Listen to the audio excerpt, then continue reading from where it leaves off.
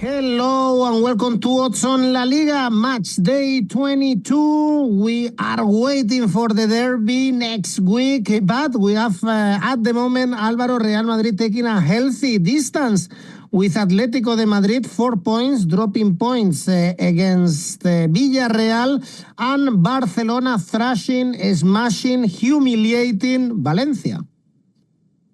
Well, I think that was probably the most appealing, attractive game of last game week, but Atlético de Madrid's draw was quite significant as well, because that means that Real Madrid is clear at the top of the table with 4 points, and they've got a real chance, Real Madrid, of putting a certain distance with Atlético de Madrid very soon as well. But before that, they will have to beat Espanyol. Not that traveling to Espanyol's ground has been historically very difficult for Real Madrid, but Madrid is playing away, and Barcelona, for example, is playing at home, and Atlético de Madrid is playing at home too. So maybe this week there is a chance for Real Madrid to drop some points, but we'll speak about that right now. I don't think so really, because traveling to Espanyol is normally quite easy for Real Madrid. Well, all three should win their games. They have easy fixtures in this match day 22. But let's see, guys. Remember, of course, to leave your comments. We want to know your opinion, and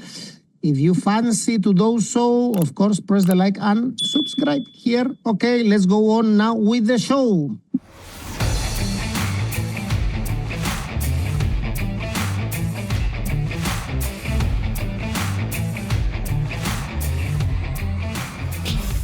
On Friday, we have a derby in Madrid. Leganés, Rayo Vallecano really inform all the teams from Madrid, I would say.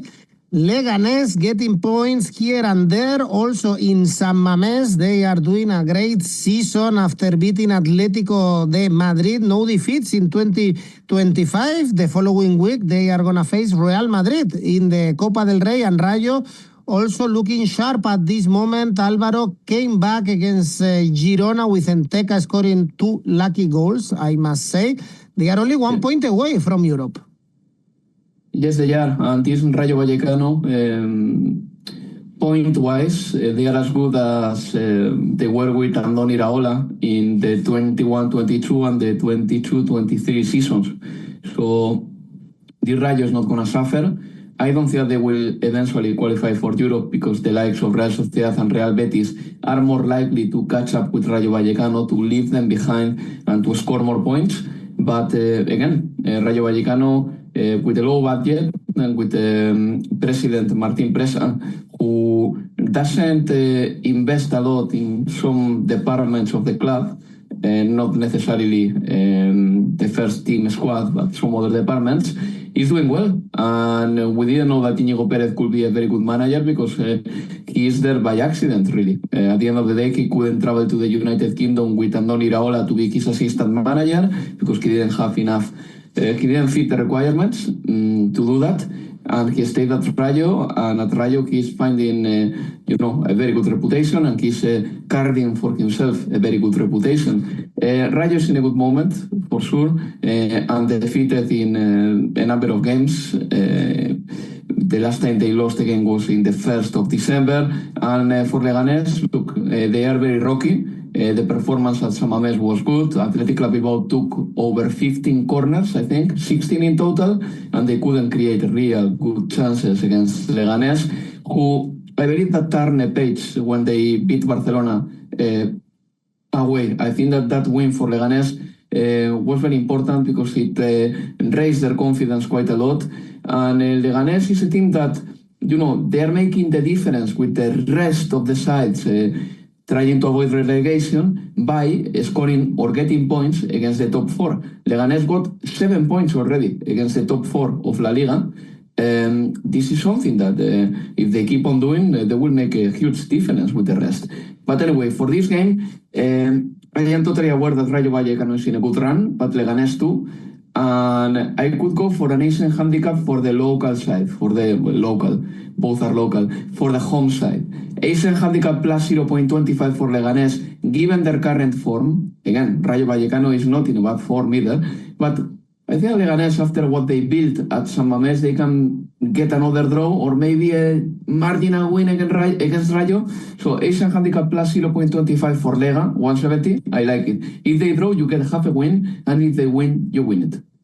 I think the president of Rayo Vallecano doesn't get the praise that he deserves because he's doing magic with this budget and having Rayo Vallecano now, I think, 3-4 consecutive seasons in the top flight, although he's a very controversial person and the supporters don't love him. And on Saturday, we stay in the south of Madrid, Getafe, Sevilla. I mentioned that the teams of Madrid are in good form, and this applies also to Getafe, finally 3 points away from the relegation spots after getting a flashy win against Real Sociedad after the draw against Barcelona, alive in the Copa del Rey, 7 points out of 9.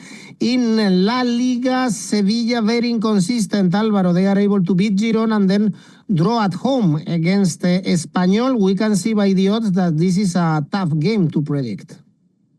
It's a tough one to predict, but I'm going to stay with Getafe. I'm going to back Getafe. Sevilla has collected 2 wins away this season. Getafe is looking very strong. I mean, 2025 has been brilliant for them. They have recorded 4 wins and 1 draw in 2025 this year. And what I like the most about Getafe is that, you know, they don't have a great scorer. They are still waiting for 𝗲𝗏𝗼𝗏𝗧𝗏 to be fully fit to play 90 minutes. And yet they are defending very well when needed. And when they see the opportunity, like they did against Barcelona at home 2 weeks ago, they get one chance, they score it. Because they go at it with full belief that they can score that one, that chance is going to be the only one they will have, and therefore they have to score it. And then when the opponent is a little bit leaky or is not having a good day, like Real Sociedad the other day, they managed to score 3 against them. That was very impressive. So Getafe for me is one of the teams of 2025 in La Liga. I always say that I don't think that in the big 5 leagues there is a team like Getafe, because especially in the Premier League, in the Bundesliga, and most probably too in the Serie A too, I know more or less how every team tries to play, and what Getafe does is something a little bit out of this time, really, but it's working for them very well. And again, Bordalás has managed to have a team with a 0 goal differential. The goal difference is 0, and they are trying to avoid relegation. This is going to make a massive difference for them, having a goal difference like this moving forward, and in the case of a hypothetical level on points, draw on points with teams for the 18th place. I don't think Getafe will be there, but anyway, Getafe's goal difference is really good, and even their head-to-head difference with some opponents is really good as well. So Getafe is going to be fine. I'm pretty sure about that. And when it comes to Sevilla, again, away from home, 2 wins only the other day. At home, they should have won. They didn't. It's a team that doesn't quite catch yet. I think that they have the making and they have the players to try to qualify for Europe, but still they are unable to create a run for themselves, a run of good results. Sevilla is trying to build the squad a little bit. For example, they got themselves 𝗲𝗏𝗏𝗏𝗏, a striker that I don't know much about. He has scored only 3 goals in France this season. A signing that they've done until 2029, new striker. They need a striker, clearly.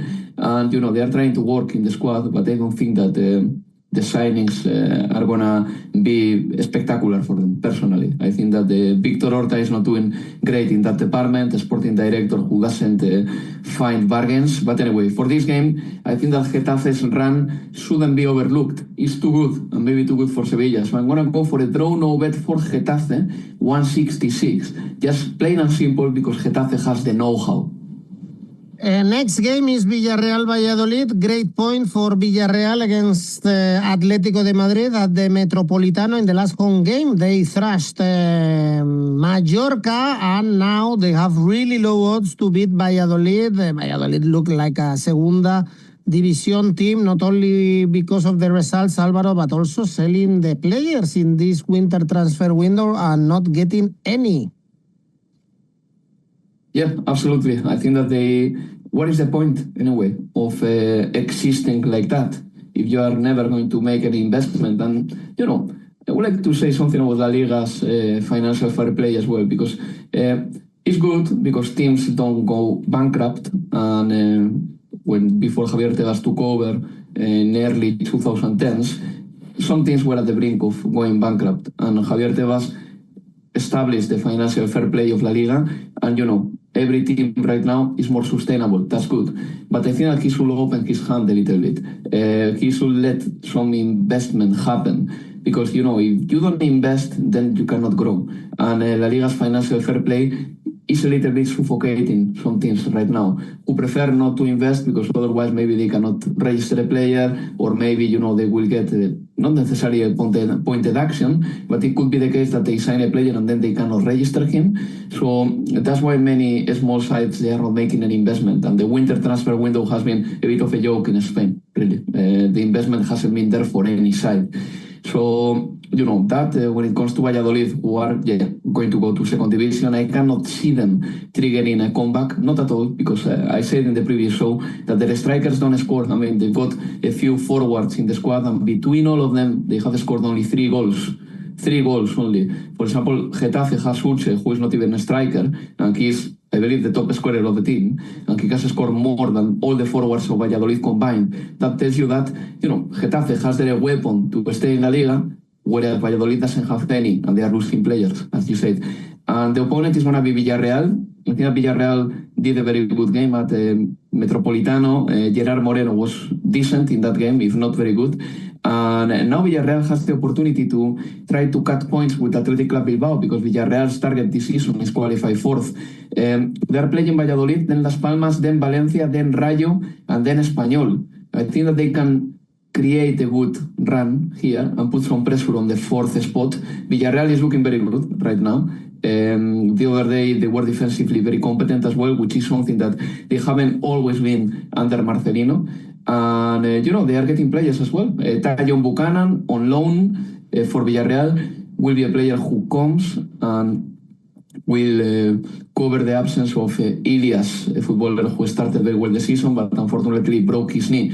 I think Villarreal is going to win this game. Villarreal scores a very good amount of goals at home against Valladolid. I see them scoring. I'm going to go for an Asian handicap minus 1.5 for Villarreal. Basically, them winning by 2 goals or more, 170. Well, Villarreal got a point against Atlético de Madrid, having many chances in the first half. Next game is Atlético de Madrid. Mallorca, 1 point out of 6 for Simeone's men, so 5 points away from Real Madrid, whom they are visiting next week. We have a derby next weekend, so they have to win here, Alvaro, to be connected to Real Madrid and arrive alive to the Bernabeu. Mallorca look like a good client to beat after their Champions League fixture against Salzburg. I think so. I think that Atletico is going to win this one. Mallorca is in a bad moment right now. I think that the season is good, definitely, and they are still setting their eyes in qualifying for European football. But the run is not good. I mean, they have suffered 4 defeats in a row, and they have been scoreless in all of them. I'm not going to blame him, but I'm going to say that 𝗲𝗏𝗏𝗀𝗏𝗏's performance this season is just not good, to the point that he didn't start against Betis. 𝗲𝗏𝗏𝗀𝗏𝗏 is one of those who always starts for Mallorca, but this season he has scored only 3 goals, and this is not enough. A few players have to step up at Mallorca, that's for sure, just to keep the level they set up for themselves in the first half of the season. It's true that Mallorca has played too many Mondays and Fridays, and this is something that normally teams don't want, to the point that the CEO of Mallorca has already officially complained to La Liga about that. But still, you don't explain their scoring run like that, just because they played on Mondays and Fridays. I think that they are going through a rough patch. It's normal as well. It's the start of the year, and they started, well, they did a very good 2024. They were always going to have like a peak and then a valley. They are going through that valley. Hopefully for them, they will cross it very soon. And Atlético de Madrid had a very, very high peak because they won 15 games in a row, and now they haven't won in 2 in La Liga. But I think that this is the chance for Atletico to revert that and to go back to winning ways. Simeone can rotate. In my opinion, Atletico has to rotate with a little bit of brain as well. They cannot rotate massively because then the team really, really becomes worse, despite Atletico having a good squad. But I think that they are going to win this one. Mallorca is not going to be an easy client, Edu, but I think that Atletico is better. And finally, the firepower of Atletico will impose itself. Atletico is good when they score the first goal. Then the second one comes quite naturally, normally in the second half. Therefore, I'm going to go for Atletico to win the second half because the value is there, 180. Well, a lot of games for Atlético de Madrid, the Champions League, Copa del Rey next week against Getafe, then this game against Mallorca, and the derby, Real Madrid playing against Espanyol, also very busy schedule for Real Madrid, a lot of away games, and now traveling to a team in relegation spots but alive. Is going to be tougher, I think, than in Valladolid, Alvaro, because, again, Espanyol are getting points here and there, even in tough stadiums like the Sánchez-Pizjuán. They beat Valladolid in the last home game. It's only one defeat in the last 6 games, but Real Madrid looking a very good moment with Mbappé shining, scoring plenty of goals, and for this game, also, Vinicius is back after a couple of games of suspension. Also, we should highlight the balance found by Ancelotti thanks to Dani Ceballos especially. Oh yeah, Dani Ceballos is playing really well as well. He's a survivor. He waits. He's never starting at the start of the season. And then when the opportunity arrives, he ends up playing. And I like Dani Ceballos' technique. I think that he's got clarity on the ball. He's not a superstar, but if he is surrounded by footballers like Fede Valverde, who does a lot of work for the team, or if he's surrounded by, a player like Jude Bellingham, then Dani Ceballos shines. He's a good tool, definitely. And, I think Real Madrid is in a great moment. The numbers are there. We cannot deny that. At the end of the day, Real Madrid went through a difficult one at the start of the season. Strangely, Real Madrid has been better without Vinicius lately, at least in La Liga, obviously, because Mbappé and Vinicius sometimes double up on the left, and that doesn't quite work. But Kylian Mbappé, in the absence of Vinicius, has been scoring a lot of goals, to the point that, do you remember, Edu, that after playing at Bilbao, he said that he was in a low point, that he couldn't find his best form? Mm-hmm. Well, after playing against Athletic Bilbao and, having a rough night in there, he missed a penalty at Liverpool. Then a few days later, he missed another penalty in Bilbao. After that, he has scored 11 goals. So he's back, and Mbappé is playing fantastically. And away from home, Real Madrid, by the way, scores a lot of goals. I'm going to start pointing people in the direction of my favorite odds here. Real Madrid, as an away side in La Liga, has scored in 31 games in a row, which is really impressive. Really impressive. Think about it. In La Liga, then in the Champions League is a different story. For example, they couldn't score against Liverpool, as far as I remember. But in La Liga, they have scored in 31 games in a row away. Mbappé is in a great form. I believe that Mbappé and Vinicius will find a coexistence very soon. Vinicius is back, and Madrid is in a great moment. Espanyol, not the greatest team, obviously. They beat Real Madrid here in 2021, true. But generally speaking, Real Madrid doesn't find it too difficult to win at this ground. So I'm going to back Real Madrid because they are in a good run with the following. Asian handicap minus 1.25 for Real Madrid, 177. What does this mean for those who are new to the handicap system? Real Madrid, if they win by 2 this game, you will win. And if they win by 1 only, you will suffer only half a lose. I believe it's worth taking the risk. Massive favorites right now, Real Madrid to win the league, 1.45. According to the bookies, imagine if someone bet after losing El Clásico. They would have made a lot of money backing Real Madrid to win La Liga. Well, on Sunday, we have the other title contender together with Atlético Madrid and Real Madrid. Barcelona playing at home against Alavés, scoring plenty of goals lately, destroyed Valencia, 7 goals, also scoring 5 against Benfica, and I guess also we should expect a lot of goals against Alavés, although Alavés is much more competitive, Álvaro, and they are pretty much alive. Drew with Celta, beat Betis, and especially they have a goal scorer like 𝐿𝐭𝐴 that can keep you in Primera División.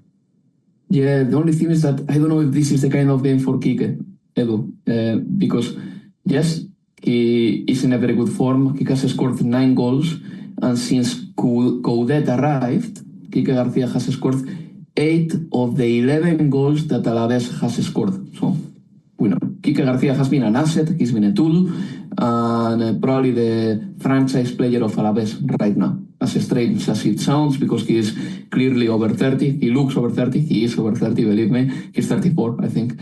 And, he had never been this sharp, at least in the top flight. It's true that in Segunda División, at some point in his career, 𝐿𝐭𝐴 scored over 20 goals.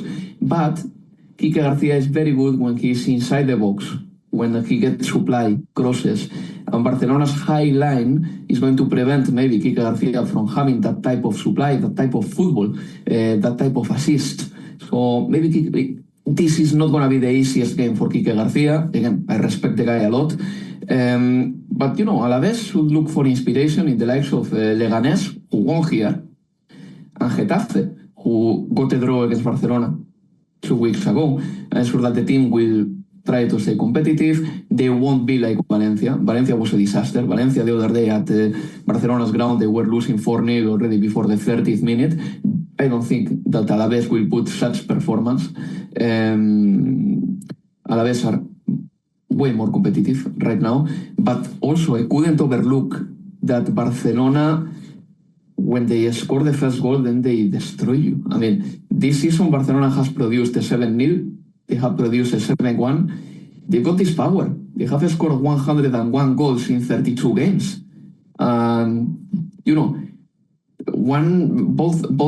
Both facts are totally true, are not mutually exclusive. Alavés is more competitive than Valencia, and I believe that their defensive performance is going to be better than Valencia's, because getting it worse is impossible, but Barcelona is scoring a lot of goals. So I think that Lewandowski to score can be a good bet. Check for the odds. If they are over 175, I will take them, because he's taking penalties too.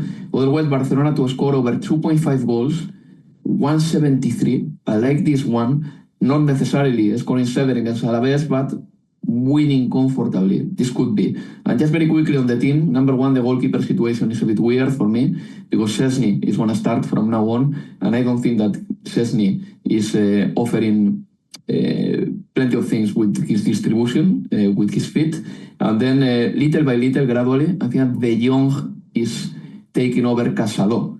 I want to see how that pans out, because 𝗍𝐴𝗷𝗏 had a very good start of the season, but Frenkie De Jong was very good in the last game. So maybe little by little that ends up happening. But personally, I would prefer to have 𝗍𝐴𝗷𝗏 on the pitch for Barcelona, just because 𝗍𝐴𝗷𝗏 has more intensity without the ball to get it back, and that has been so important for Barcelona. 𝗍𝐴𝗷𝗏's intensity and 𝗍𝐴𝗷𝗏's tackling all across the season. All right. Well, you mentioned the level of competitiveness of Valencia playing at home against Celta de Vigo, 5 points away from Alavés, so they are in real risk to go down. As we said, heavy defeat against Barcelona, but beat Real Sociedad 1-0 in the last home game is almost a match ball against a team like Celta, that they are only 5 points away now from the danger, and they are very poor away from home. Yes, they are. Celta only got 1 win away from home. It was against Las Palmas in October. And, they started the league very well, Celta. But little by little, gradually, they've been going down. Look, they got 2 wins in August, 1 in September, 1 in October, 1 in November, 2 in December. I'm talking about Celta. And Celta hasn't won a league game since the 21st of December. And, they're playing against Valencia. Valencia is in terrible conditions as well. But there was a little bit of light in Valencia when Corberán started. we cannot overlook that either. The game against Barcelona was awful. Let's forget about it. Valencia should forget about it and focus on the next game. And focus also and take the positives of the first performances under 𝗀𝗏𝗏𝗏, because in the first 3 games of 𝗀𝗏𝗏𝗏, Valencia had been behind in the scoreline only for 1 minute. Only for 1 minute. So Valencia maybe can build something from those past performances. This is a team that the last time they got relegated was in 1986. They are in real danger. Without 𝗀𝗏𝗏𝗏𝗏, who is a doubt for this game, it's going to be more difficult, obviously. But Celta also has a few players in the sidelines, important ones like Marcos Alonso, Hugo Álvarez, 𝐜𝐭𝐵 Aspas. Will he play? Will he not? Still to be confirmed, depending on his health and physical condition. So I'm going to go for over 2 goals in this game. Celta can score away, yes. They are a little bit an all or nothing team, and Valencia has to attack. Valencia has to get the 3 points. Over 2 goals, 168. Next game is Osasuna Real Sociedad. These teams are gonna meet also in the Copa del Rey, this time in San Sebastián. Real Sociedad in a bad run, 3 consecutive defeats for them, losing to Getafe, Lazio or Valencia. Osasuna mid-table. How do you see this one? Because I'm sure both teams would look much more at the Copa del Rey game. Yeah, definitely. I think that that's going to be the case, for sure. But they also have to play this game, obviously, because Real Sociedad cannot keep on dropping points. The week has been really bad for Real Sociedad. In 8 days, they lost to Valencia, bottom of the table, Lazio, quite heavily, I would say, and then Getafe in really bad fashion, 3-0 at home. And Real Sociedad is not scoring many goals either. Only the Real Sociedad that went down in the 2006-2007 season, only that Real Sociedad had scored less goals than this Real Sociedad at this point of the season. So I'm not hinting or suggesting that Real Sociedad is going to have any trouble to stay in La Liga. Not at all. Not at all. What I'm saying is that this Real Sociedad, if they struggle so much to score goals, they will find it impossible to qualify for Europe. Especially if defensively they have distractions and they make mistakes. Not a good moment for Real Sociedad, neither a good moment for Osasuna, really. 6 draws and 3 losses in the last 9 games. This game is almost for me a pass. Otherwise, the draw obviously offers always a good value.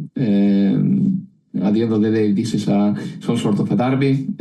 I believe that a draw can happen. In this game, it wouldn't be a bad result for anyone involved, really, and the draw pays 3. But, as I said before, I think that that could be a little bit risky too, so I prefer to move on and go for Betis Athletic Bilbao, because I think that there are some odds over there that are so generous, and we shouldn't overlook them.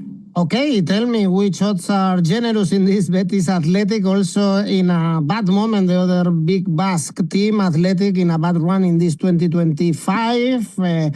Only 1 win against Celta in Vigo. Couldn't beat Leganés. Had an important game in Europe, remember, on Thursday. And Betis, so difficult to read, Alvaro, because I think also they are in a bad moment despite the lucky win in Mallorca. It was a lucky win, yeah. But, Athletic Bilbao right now is going through a little bit of a valley as well. Obviously, the season has been long for them. Rotations have started. Luckily for them, they are already qualified for the next round in the Europa League. And I think that they will regroup the form soon, by mid-February. I'm pretty sure about that. There was a little bit of a winter break in Spain, and that will help. Nico Williams hasn't had a astonishing season. Let's agree on that. In fact, his brother 𝗍𝗏𝗏𝗏, I believe that he's been generally more decisive. And Athletic is in a little bit of a bad run. Not that Betis is in a great run, that's for sure. But I think that given the odds, I'm going to back Betis. Betis to win at home, pays 310. 310. I'm going to back them with an Asian handicap minus 0.25. If they draw against Athletic Bilbao, you only suffer half a lose, if you can afford it. happy days. But if they win, you win your stake. Asian handicap minus 0.25 for Betis, 260. And the possibility that Anthony plays a football game for Betis. He's been already sent on loan there. And, I don't think that loan signing is going to work particularly well. But, at least he's an exciting player to watch. And altogether with 𝗲𝗏𝗏𝗀𝐿, maybe they can, produce some magic in games and make Betis a very entertaining side to watch. I think Anthony is going to have more fun in Seville than Betis supporters with Anthony. Now, arriving next to the spring weather in Seville, I'm sure he's going to have much more fun in Seville than in Manchester. He's going to be in la Feria de Abril, that's for sure. Exactly, the Seville party. So let's see how this goes, but it looks a bit random. And for Monday, we have Girona, Las Palmas. Las Palmas getting closer to the bottom, 3 points away from the relegation. They drew with Osasuna, very angry with the referee. By the way, it's only one win in the last 5. Also, we saw 𝗵𝗏𝗏, Girona's manager, very angry in Vallecas with the manager with the Rayo Vallecano's president, also because Girona lost the last 2 games from winning positions, Alvaro, against Rayo and Sevilla. Now, without Champions League, let's see how they perform. Yeah, I think that they will get better, but I don't think that Girona this season are going to improve massively. I have the feeling that at the start of the season, I thought that there was an improvement in Girona over there, but the injuries and the adaptation of the new players was obviously being a liability for Girona. But having reached this point, I don't know if they can get much better. They are not a little bit, they are basically an all-or-nothing team. Girona has played 30 games this season, 30. They have lost 15. I mean, that is something that will keep them away from qualifying from Europe. Plain and simple. It's true that they score a decent amount of goals, not great, but decent. But they are also quite leaky at the back. Las Palmas, last time they won a football game was in December. They started the year badly, losing to Elche 4-0, losing to Getafe, losing to Madrid, understandably, and then drawing with Osasuna, which was a result that was a little bit of a breather for everyone up there. Las Palmas, one good thing is that they have scored at least 1 goal in 4 of the last 5 games. And Girona tends to score because they have this all-or-nothing approach in a way. So I'm going to go for both teams to score here. The money is pretty decent, 191, basically because Girona sets the tone. They can score, but they are leaky as well. So both teams to score in this game, 191. Okay, this is it for this weekend in La Liga. Of course, remember that you can post your own tips in Oddspedia. Now that we are starting February, you can also participate in our tipster competitions for February or create your own one with rivals. Alvaro, your safe bet? Asian handicap -1 for Real Madrid, 154. Hopefully, this is a safe bet. And your ACCA? Atlético to win. Asian handicap -1 for Real Madrid, Barcelona to win the second half. Altogether 326. As you can see, I'm back in the big horses this weekend. Thank you, Alvaro. Thanks, everyone. Bye-bye.